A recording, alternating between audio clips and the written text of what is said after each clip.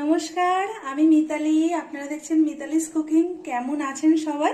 আশা করি সবাই ভালোই আছেন। আজকে আপনাদের জন্য দারুণ একটা জিনিস নিয়ে এসেছি। কি নিয়ে এসেছি দেখুন।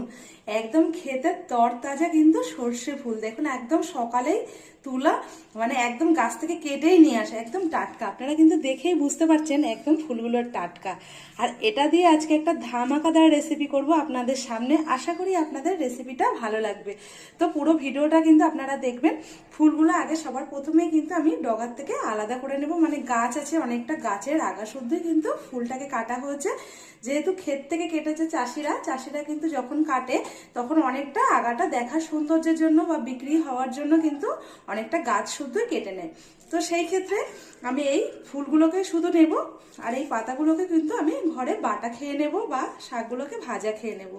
তা সবার প্রথমে এই যে ফুলগুলোকে একদম আলাদা করে নেব। আর একদম তরতাজা ফুলগুলো। আর সর্ষে ফুল কিন্তু সব সিজনে পাওয়া যায় না, এই শীতের মরশুম ছাড়া কিন্তু সর্ষের ফুল কখনোই পাবেন না। তো এই রেসিপিটা এতটাই সুন্দর লাগে, একবার খেলে কিন্তু বারবার খেতে চাইবে বাড়ির সবাই। তো আশা করি আপনাদের ভালো লাগবে। পুরো ভিডিওটা কিন্তু অবশ্যই দেখবেন। পুরো ফুলগুলোকে আগে আলাদা করে নিই, তারপরে দেখাবো। দেখুন সবগুলো কিন্তু বেছে নিয়েছি। বাছার পরে দেখুন কতটা হয়ে গেছে ডাটাগুলো, মানে ডাটা আর পাতাটাও কিন্তু একদম নরম আছে। এটা কিন্তু আমি ফেলবো না, ঘরের আগেই বললাম বাটা খেয়ে নেবো। আর দেখুন ফুল হয়েছে কতটুকু, ফুল হয়েছে একটা বাটির এক বাটিও হয়নি, ফুল কতটুকু হয়েছে। আর ডাটাতে দেখুন ভরে গেছে প্লেটটা। তো চলুন ফুলগুলো এবার ধুয়ে নেব। খুব সুন্দরভাবে ফুলটাকে আগে আমি কিন্তু ধুয়ে নেব, কারণ ফুলের মধ্যে অনেকটা বালি থাকে বা নোংরা থাকতে পারে, জমিতে হয়ে থাকে যেহেতু। আমি জল পাল্টে পাল্টে কিন্তু অনেকবার ধুয়ে নেব। কি মিষ্টি লাগছে দেখুন, সর্ষে ফুলের কালারটা দারুণ লাগছে। আর সর্ষে ফুলটা কিন্তু দেখতে খুবই সুন্দর লাগে। আর এই শীতের মরশুম ছাড়া কিন্তু সর্ষে ফুল কোথাও দেখতে পাওয়া যায় না। আমি 3বার জল পাল্টে পাল্টে ধুয়ে নিয়েছি। এবার ফুলগুলোকে একদম জল থেকে আলাদা করে রাখবো।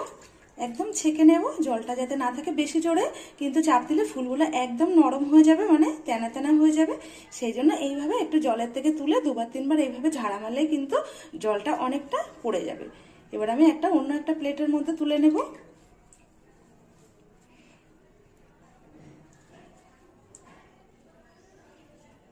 দেখুন সব ফুলগুলো কিন্তু জলের থেকে আলাদা করে নিয়েছি। তাও দেখুন জলের মধ্যে এখনো কিন্তু জলটা কিন্তু স্বচ্ছ নয়, এখনো ঘোলা ঘোলা। আমি আরো 2বার প্লেট থেকে ধুয়ে নেব। কিন্তু আমি আরো 2বার জল পাল্টে পাল্টে আবার ধুয়ে নিয়েছিলাম, কারণ জলটা অতটা স্বচ্ছ বেরোয়নি, জলের মধ্যে একটু নোংরা ছিল। ফুলের মধ্যে অনেকটাই নোংরা ধুলো বালি থাকে, সেই জন্য কিন্তু আমি 5বার ফুলটাকে ধুয়ে নিয়েছি। এবার কি কি দিয়ে করব আজকের এই রেসিপিটা আমি দেখাচ্ছি আপনার।